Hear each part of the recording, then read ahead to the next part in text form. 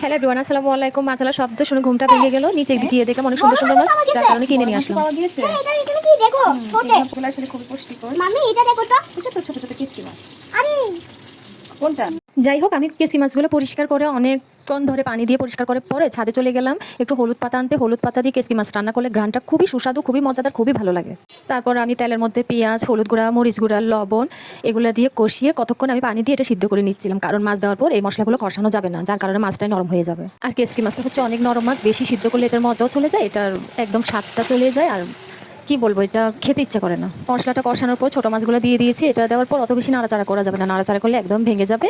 এটা দেওয়ার পরে 15-20 মিনিট পর ছোলা থেকে নামিয়ে ফেলবেন। সুন্দর সুন্দর করে পরিবেশন করে গরম গরম খেয়ে নেবেন। গরম ভাত দিয়ে খুবই মজা লাগবে। যারা চুপচাপ বসে বসে আমার ভিডিওগুলো দেখে দেখে কোনো লাইক শেয়ার কমেন্ট করেন না, এই ব্যাপারে আমার খুবই মন খারাপ লাগে। এত কষ্ট করে আপনাদের জন্য ভিডিও বানাই, আপনারা একটু কমেন্ট করলে, একটা লাইক দিলে, শেয়ার দিলে কি হয়। ঠিক আছে, আর কিছু বলবো না। এখন কোন জেলায় কীভাবে ছোটো মাছ রান্না করে একটু বলবেন, আমিও শিখবো।